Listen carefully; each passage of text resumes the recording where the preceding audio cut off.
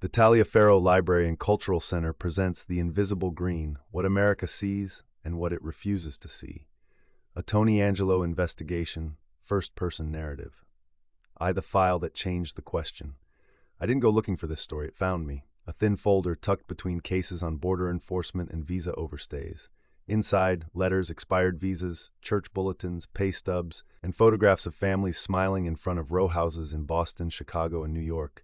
Irish families, undocumented, living in America for decades. I clicked on my recorder. This isn't a story about villains, I said. It's a story about visibility. Who gets seen, who gets ignored, and why. 2. The quiet undocumented. There are tens of thousands of undocumented Irish immigrants in the United States. Most arrived legally, on work visas, student visas, tourist visas, and stayed after they expired. They work construction. They teach in private schools. They pour pints in Manhattan bars. They raise American children who pledge allegiance to a country their parents cannot legally belong to. They are undocumented, but they are not part of the national conversation. And that silence is the investigation.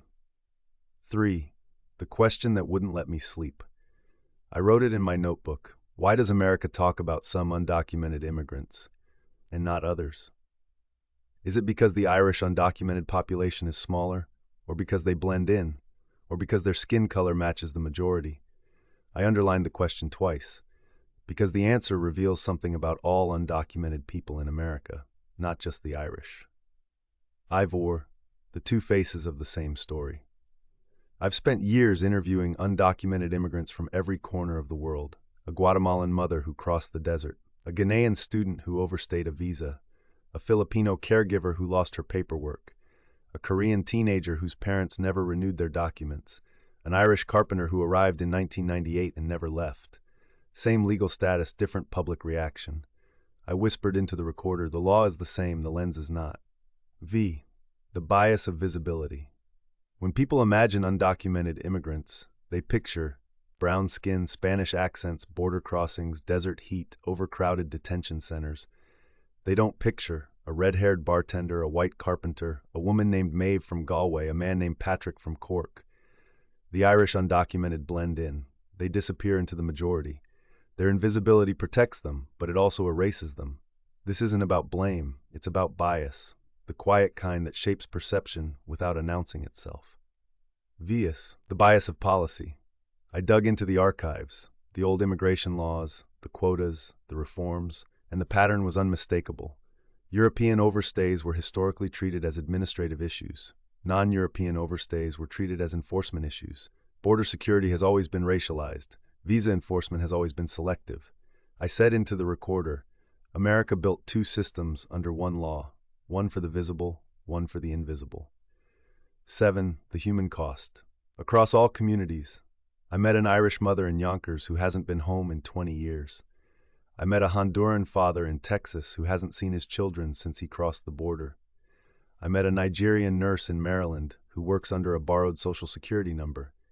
I met a Chinese restaurant worker who hasn't left his block in 5 years for fear of ICE. Different origins, different journeys.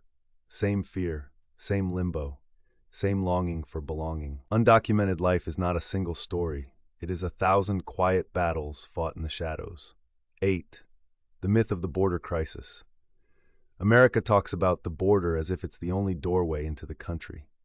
But the truth is, nearly half of all undocumented immigrants arrived legally and overstayed visas. Airports create more undocumented people than deserts. But airports don't fit the political narrative. They don't create dramatic footage. They don't fuel campaigns. I said into the recorder, the crisis isn't the border. The crisis is the story we tell about it.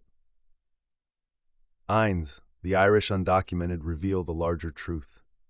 Their story exposes something deeper. Undocumented people are not a monolith. Immigration status is not visible. Enforcement is shaped by perception. Perception is shaped by race, history, and narrative. The Irish undocumented are not the exception.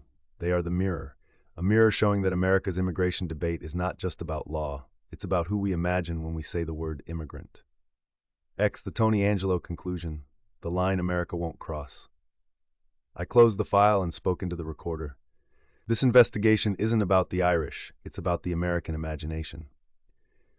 Undocumented people come from everywhere. They come for the same reasons: hope, work, safety, family survival. But America sees some of them and not others. And until we confront that truth, we will never understand immigration. Not the policy, not the politics, not the people. I stamped the file. The Invisible Green, Archive Expanded, filed by Tony Angelo, Taliaferro Library and Cultural Center,